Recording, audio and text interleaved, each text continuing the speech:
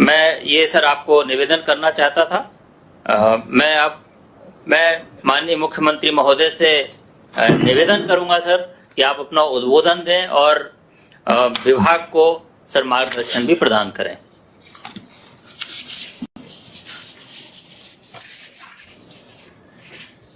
इस समारोह के अध्यक्ष विराटनगर के विधायक इंदिरा गुर्जर जी, विशिष्ट अतिथि विधायक जम्बारामगढ़ गोपाल मीणा जी, चेयरमैन साहिबा विराटनगर नगर पालिका सुमिता सैनी जी, वाइस चेयरमैन रामेश्वर यादव जी, नगर अध्यक्ष विजय छिपा जी, पीसीसी मेंबर जगदीश मीणा जी, नीलम मीणा जी, महेंद्र जी पूर्व सरपंच, राम साई कांकरेलिया जी और तमाम अन्य उपस्थित जनप्रतिनिधिगण और हमारे principal secretary Rajesh Yadav ji, Rajendra Vishal ji, special secretary chief minister Sanjeev Mathur ji, chief engineer roads DR Meghwal साहब, चीफ इंजीनियर नेशनल हाईवे, तमाम पीडब्ल्यूडी के अधिकारीगण, अन्य उपस्थित महानुभाव, और मैं समझता हूँ इस प्रोग्राम को ओपन किया गया है। जो भी इसको सुन रहे हैं उन तमाम लोगों को मेरा प्रणाम, और वो तमाम लोग जो इससे जुड़े हैं उसके लिए मैं उनका आभार व्यक्त करता हूँ। जैसा अभी आपने इंदिरा गुर्जर जी से और गोपाल मीणा जी से उनके विचार सुने, मुझे बहुत पसंद था कि दो नौजवान विधायक जो अपने अपने क्षेत्र के विकास में अपना आप को समर्पित किए हुए हैं, प्रतिबद्ध किए हुए हैं और रुचि ले रहे हैं, इस बात की मुझे बहुत प्रसन्नता है। और मैंने अनुभव किया कि जो जनप्रतिनिधि, चाहे वो गांव का वार्ड पंच हो, चाहे वो सरपंच हो, चाहे नगर पालिका के पार्षद हो या चेयरमैन या उपाध्यक्ष हो, जो जितनी रुचि लेता है वहाँ कुछ कुछ काम तो हो ही जाते हैं विकास के। चाहे किसी पार्टी की सरकार हो, अगर रुचि लेंगे तो कुछ काम करना ही पड़ता है। और मुझे खुशी है कि जब से ये विधायक बने हैं, गोपाल मीणा जी तो पहले भी विधायक थे और इंदिरा जी को पहली बार मौका मिला है, और पहले बार मौका मिलने के बावजूद भी जो अभी वो अपने क्षेत्र के उपलब्धि बता रहे थे, तो ये सोच दर्शाती है कि वो क्या चाहते हैं अपने क्षेत्र के विकास के लिए, किस प्रकार उनकी सोच है, किस प्रकार उनका सपना है, और ये सपना उनका बना रहे और नए नए सपने देखते रहें, तो मैं समझता हूँ वो काम भी आगे आने वाले वक्त में होंगे पूरे। गोपाल मीणा ने एक बात कही कि पिछली बार मैंने कहा था कि जब मैं दूसरी बार मुख्यमंत्री था तो मैंने कहा कि विधायक गणों ने जो जो काम मुझसे मांगे 5 साल में, विधायक काम मांगते मांगते थक गए और मैं देता देता नहीं थका। तो गोपाल समझ जाओ अब भी ऐसा ही होगा, कोरोना काल के अंदर भी कोई कमी नहीं रखेंगे। हालांकि अभी 80% रेवेन्यू कम हो गई है, 80%, क्योंकि सब लॉकडाउन हो गया लंबा, कभी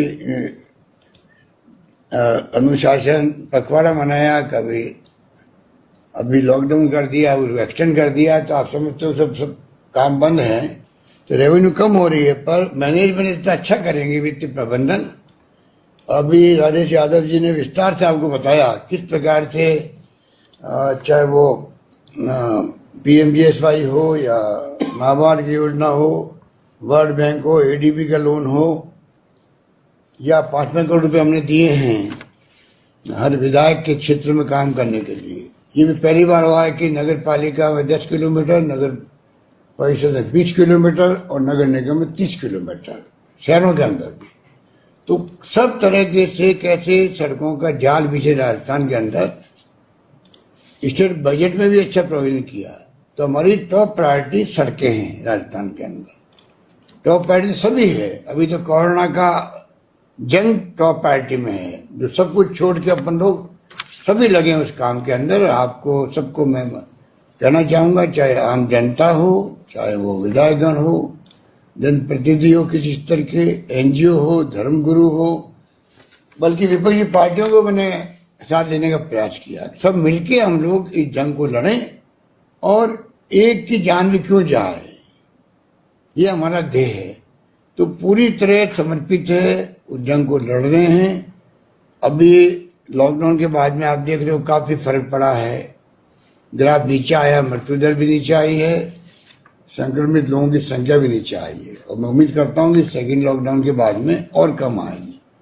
मैं पब्लिक से आह्वान करना चाहूँगा, जब तक आप साथ नहीं दोगे तब तक ये संभव नहीं है। और साथ देने का मतलब है कि जो जो प्रोटोकॉल अनाउंस किए गए हैं एसओपी द्वारा, मास्क लगाने का भी हो, चाहे वो सोशल डिस्टेंसिंग हो, हाथ धोने की बात हो, या घर में रहने की बात हो। यहाँ तक आ गया है, घर में कोई मिलने आए तो जिससे मिलना है वो एक व्यक्ति बाहर जाए, मास्क लगा के दूर खड़ा होकर उससे बात करे, उसको अंदर नहीं बुलाया। उसके मायने ये हैं, अगर वो अंदर आएगा, हो सकता है वो सिम्टोमेटिक नहीं हो, अंदर आके पूरे परिवार वालों से मिलेगा तो कोई न कोई सभी संक्रमित हो जाएंगे। अगर वो संक्रमित बाद में निकला तो कहने का मतलब एक एक चीज का ध्यान रखा गया है। तो शॉर्ट में बात यह है कि कोरोना के जंग के साथ लड़ रहे हैं, परंतु सड़कों की जो बात है ये बहुत महत्वपूर्ण है। और जैसे मैंने कहा कि टॉप प्रायोरिटी हमारी सड़कें हैं, क्योंकि सड़कों से ही विकास संभव है। गांव का अभी रविंद्रराज और आप कह रहे थे कि आज मटर मंडी से लगा करके व्यापारियों को भी, किसानों को भी, सबको लाभ है। जयपुर का दौसा का भी दूरी कम हो जाएगी और जयपुर और अलवर जिला भी जुड़ जाएगा, तो सभी तरह से फायदे हैं।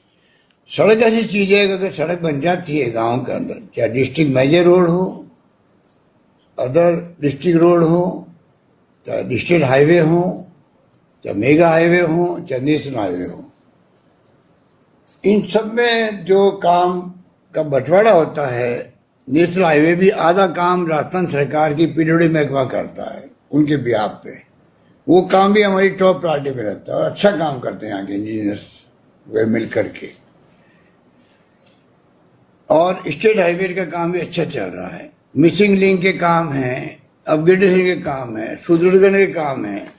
जितने ज्यादा होंगे, अभी इंदिरा कह रहा था कि हमारी सिंगल रोड से सब, अब वो डबल भी बनेगी, सुदृढ़ीकरण भी होगा, उसके अपने लाभ हैं क्षेत्र के अंदर। तो मैं कहना चाहूँगा कि जिस प्रकार से आंकड़े दिए गए हैं, अलग अलग विभाग से देते थे, किस प्रकार से हर क्षेत्र में हम लोग चाहेंगे बड़ा इन्वेस्टमेंट हो करके, चाहे लोन लेना पड़े लोन लेंगे, पर अच्छी सड़कें बननी चाहिए। क्योंकि आपको मालूम है कि जॉन एफ कैनेडी जो प्रेसिडेंट थे अमेरिका के, उन्होंने उस जमाने में कहा कि क्योंकि सड़कें शानदार है अमेरिका की, इसलिए हम विकसित राष्ट्र कहलाते हैं। इसलिए विकसित राष्ट्र नहीं है कि उसके कारण सड़कें अच्छी बनी हैं। कहने का मतलब, अगर सड़कें अच्छी होगी तो आप गांव भी विकसित बनेगा, डिस्ट्रिक्ट आगे बढ़ेगा, प्रदेश आगे बढ़ेगा। कितनी बड़ी बात उन्होंने कही उस जमाने के अंदर। अब तो 50 साल हो गए उनके मर्डर हो गया वहां पर, परंतु हम बचपन में सुनते थे उनको, देखते थे किस प्रकार के बहुत शानदार व्यक्तित्व के धनी थे वो पंडित नेहरू के जमाने के अंदर। तो आज वही बात सामने आती है कि जितनी अच्छी सड़कें बनेगी उतना अच्छा विकास होगा। इसलिए आप निश्चित रहें, जो आपके दिलो दिमाग के अंदर कल्पना है, हम सब मिलकर के आने वाले वक्त में कोई कमी रखेंगे नहीं। और आपसे मेरा ये आह्वान है इस मौके पर कि काम समयबद्ध हो। ये इंजीनियर साहब बैठे हैं दोनों हमारे, प्रिंसिपल सेक्रेटरी साहब बैठे हैं। अभी मैंने एक बार मीटिंग ली सुब्रमण्यम इंजीनियरों की, वीसी करी मैंने पीडब्ल्यूडी के, उनको भी इसलिए मैंने करी खुद ने कि उन तक मैसेज जाए कि सरकार की मंशा क्या है। नंबर एक, क्वालिटी की सड़कें, सड़क बनना एक बात है, और 6 महीने में टूट गई सड़क, 8 महीने में टूट गए, तो लोग आपको कहेंगे एमएलए साहब सड़क बनाई तो टूट गई वापस, इतना करप्शन हुआ इसके अंदर। उस तक का ध्यान रखना पड़ता है। डिफेक्ट लायबिलिटी भी पहले 3 साल थी, उनको 5 साल कर दिया, मेंटेनेंस भी 5 साल होगी ठेकेदार द्वारा। उसी रूप में मैंने खुद ने चर्चा करी, क्योंकि मेरा अनुभव था 20 साल पहले का, जब मैं मुख्यमंत्री था, और उस वक्त में भी भयंकर अकाल सूखे पड़े थे और हम लोग बहुत बदनाम थे सड़कों के मामले में, क्योंकि कहावत बन गई थी कि गुजरात की सड़कें बहुत शानदार है। गुजरात से जब आते हैं बाई रोड कोई, और कार में अगर किसी को नींद आ जाए और नींद खुल जाए तो हम लोग राजस्थान आ गया, क्योंकि सड़कें के गड्ढे पड़े हुए थे, सड़क अच्छी नहीं थी, ये कहावत थी। उस जमाने में मैंने इंटरेस्ट लिया कि सड़कों की क्वालिटी अच्छी बने, और बाकायदा उस वक्त भी मैंने इसी प्रकार मीटिंग ली थी और 2-2 कहा था, हमें सब कुछ बर्दाश्त है, परंतु क्वालिटी का मेंटेनेंस करना आपकी जिम्मेदारी होगी, उसमें कोई कॉम्प्रोमाइज नहीं होगा। क्वालिटी होना बहुत जरूरी है। मजबूत सड़क बने, सालों चले, जनता को अच्छा लगे, उसी ढंग से व्यापार बढ़ेंगे, उद्योग धंधे बढ़ेंगे, आवागमन के साधन अच्छे बनेंगे, उसी रफ्तार से विकास होगा। इसलिए उसी रूप में अपन लोग इसमें लगे हुए हैं।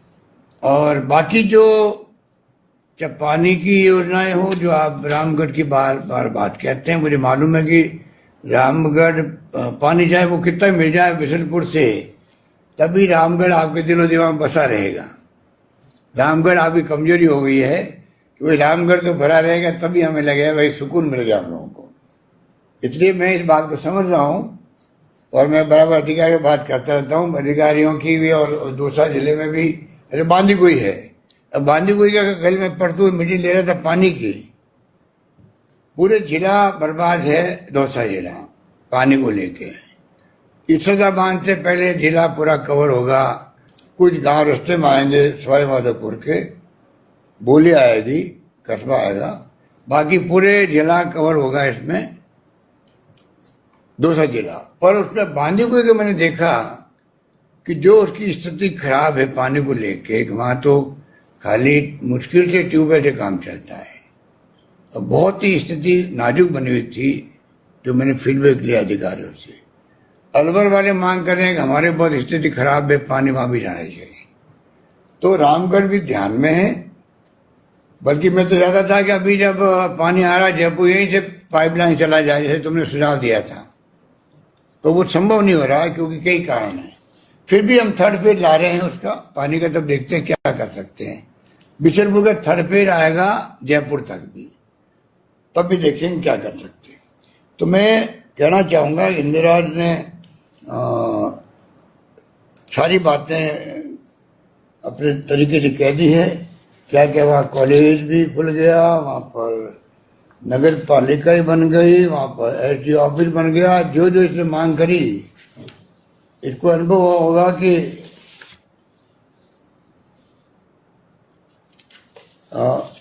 इसको भी अनुभव होगा कि क्या मतलब कि किस प्रकार से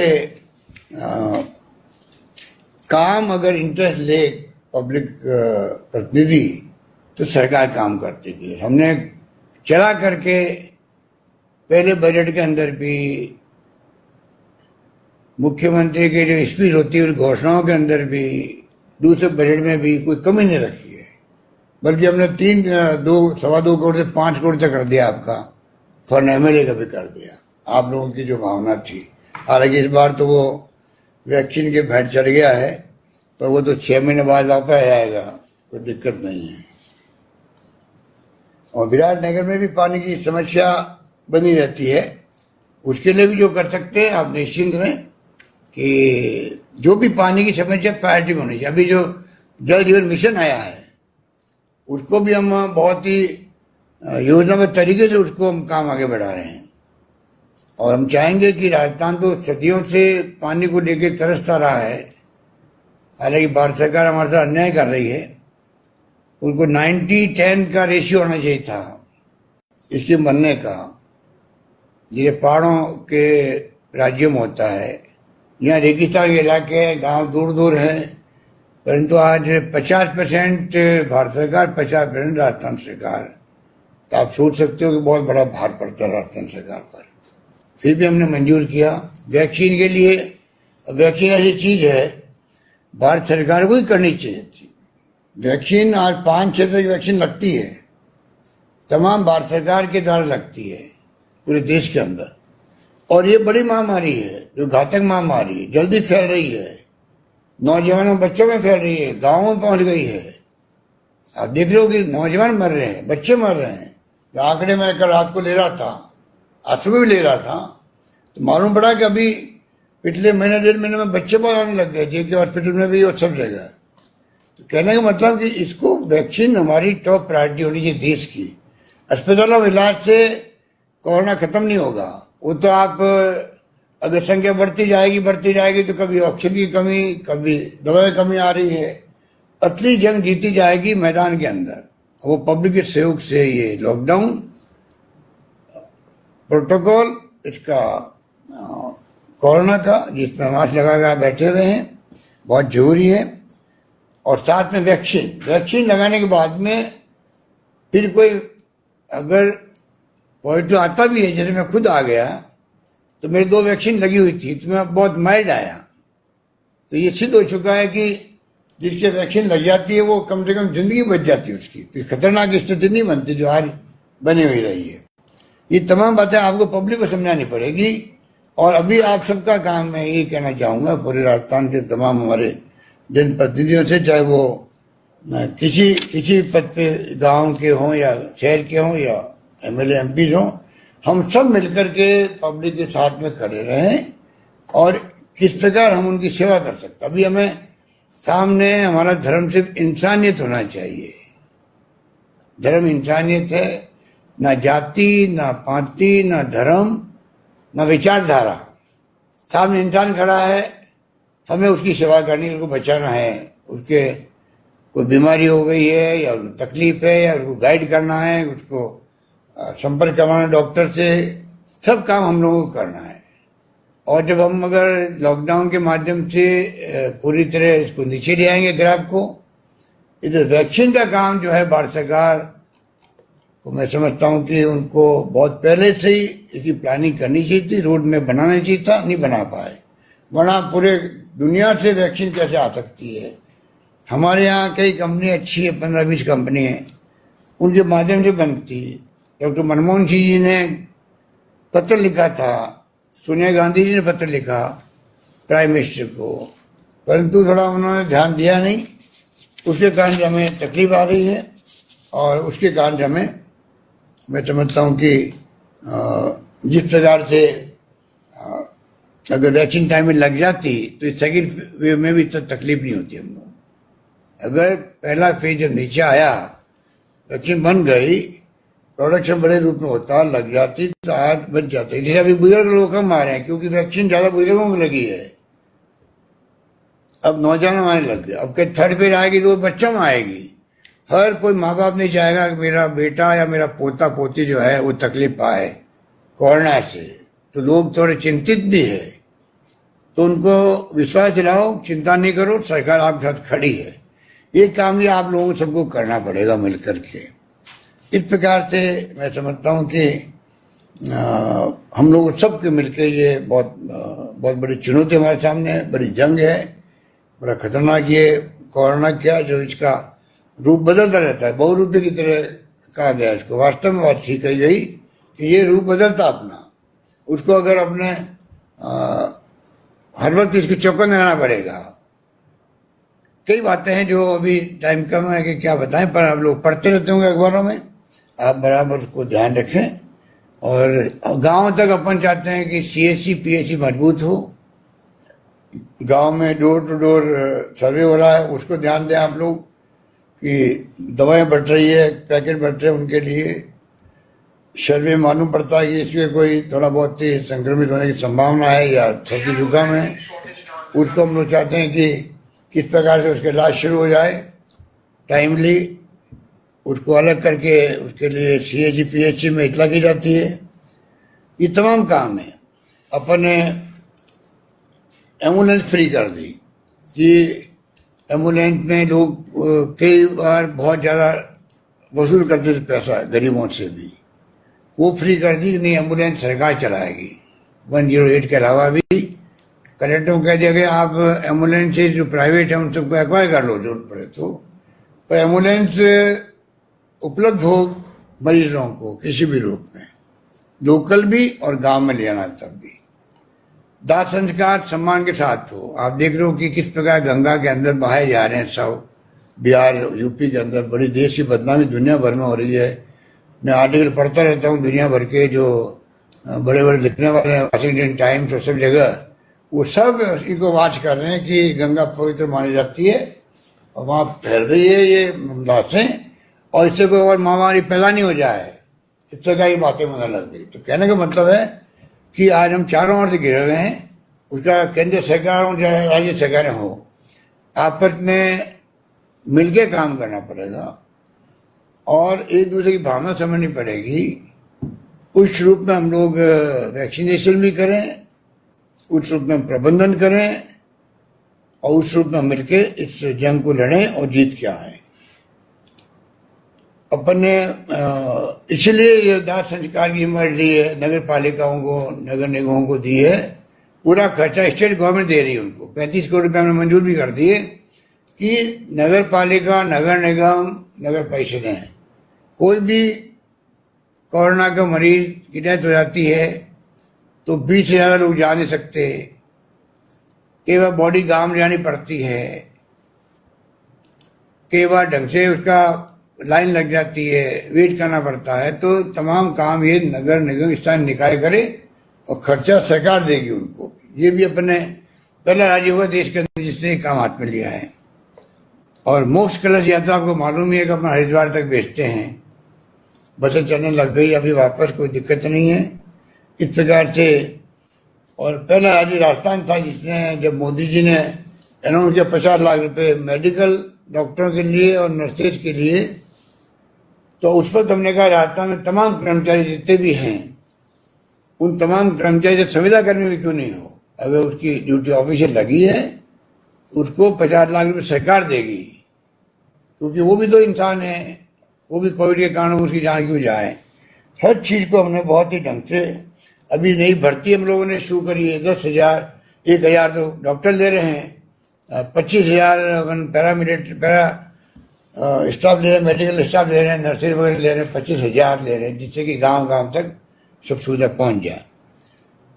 इंदिरा रसोई बनाई गई। इंदिरा रसोई का आप लोग देखें किस प्रकार से और ज़्यादा फैलाव हो सकता हो तो उसको आप चलें, स्टडी कर लें। शहरों में चल रही है तो गाँव में कस्बे में मौत चल सकती है, उसको हम बढ़ाएंगे, क्योंकि उसमें भोजन फ्री भी दे रहे हैं अभी तो मरीजों को भी, उनके अटेंडेंट को भी। ये तमाम काम जो है अच्छे ढंग से अपन कर रहे हैं। और अंत में कहना चाहूँगा कि जो चिरंजीव योजना है जिसकी तारीफ आप लोगों ने करी अभी, इस योजना को आप लोग गरीबों तक इसको पहुँचाओ भी, उनको कई बार पता नहीं पड़ता है, खाली फॉर्मेलिटी करनी पड़ती है, 1 रुपया नहीं देना उनको, खाली जन आधार कार्ड का रजिस्ट्रेशन करवाना उनको। उसके बाद में ड्यूटी है इंश्योरेंस कंपनी की सरकार की, 5 लाख तक का इलाज। ये भी समझाओ, ये खाली आउटडोर में तो अपन दवाएं फ्री पैसे दे रहे हैं राजस्थान की सरकार पहले से ही, टेस्ट फ्री कर रहे हैं। ये है योजना इंडोर पेशेंट के लिए, जो भर्ती होगा उसके लिए योजना, 5 लाख तक का परिवार का बीमा। इसके अंदर ये भी कर दिया, 5 जब भर्ती होगा उसके 5 दिन पहले से, और जब ठीक होकर जाएगा बाहर तो 15 दिन बाद तक का छुट्टी अस्पताल होगी, उसके बाद में 15 दिन तक का खर्चा भी सरकार देगी, इंश्योरेंस कंपनी देगी, कैशलेस है, ना तो पैसा देना है ना वापस वसूल करना सरकार से। आपको खाली अपना आधार कार्ड या जन आधार कार्ड जो भी है रजिस्ट्रेशन वो बताना वहाँ पर, वो उसको नोट कर लेंगे और काम चल जाएगा। अब ये पूरी बात समझानी पड़ेगी, हमने विज्ञापन भी दिए हैं, समझाने की कोशिश भी कर रहे हैं, फिर भी मैं देखता हूँ अभी तक काफ़ी लोग बाकी हैं। इसकी डेट बढ़वा दी हमने, अभी 31 मई तक कर दी है। 31 मई तक जो भरवाने का फॉर्म उसी दिन से उसे लागू हो जाएगा। मैं चिंता ये करता हूं कि अगर उसने गफलत कर दी तो बाद में अगर वो भर्ती होना पड़ा उसको, तो उसको बिना मतलब अगर प्राइवेट में चला गया तो 50,000 लाख 2 लाख जो भी जानते हो 10-10 लाख की बातें सुनते हैं, तो उसको तकलीफ हो जाएगी। इसलिए आप जरा इस अभियान को भी आप हाथ में लें, टेलीफोन से बात करें, भीड़ भाड़ करें, यूथ नहीं। आप कहीं जाएंगे तो भीड़ इकट्ठी होगी। आप अभी इंदिरा कह रहा था कि मैं टेलीफोन से बात कर करके लोगों को गाइड कर रहा हूँ। इसी प्रकार से गोपाल सबको कहो, अपने मित्रों को भी, एमएलए को भी, भैया घर बैठे हुए आप लोग 10-20 टेलीफोन करो रोज के, तो फर्क पड़ जाता है। इस प्रकार से हम सब मिलके, मैं समझता हूँ 1 पॉइंट प्रोग्राम कोरोना जंग को हम जीते, चिन्ह योजना को लागू करवाएं। और इसमें भी मैं बता देना चाहता हूँ आपको, अगर 31 के बाद में आपने नाम लिखवाए तो उसको फायदा 3 महीने बाद मिलने लगेगा। 3 महीने में अगर बीमार हो गए उनके परिवार के लोग तो कोई फायदा नहीं मिलेगा। ये बीमा कंपनी की शर्त थी, वो हमने अभी कोरोना को देखते हुए 1 महीना बढ़वाया था। 30 जून का हमने 30 अप्रैल का हमने 30 मई तक किया।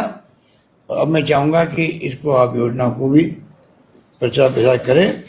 और ये सड़क का बनाने का पहले ही मैं समझता हूँ कि बजट घोषणा के बाद में शायद राजेश यादव जी ज़्यादा जानते होंगे, मेरे ख्याल से पहला ही प्रोग्राम होगा, क्योंकि मैं 320 कर चुका हूँ 7 साल के अंदर, 13 में 14 महीने के अंदर 320।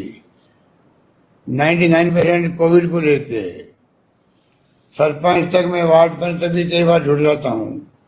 तो मुझे खुद को याद नहीं कि कोई सड़क वड़क का छोटा मोटा कोई कर दिया होगा, तो मुझे याद नहीं कोई।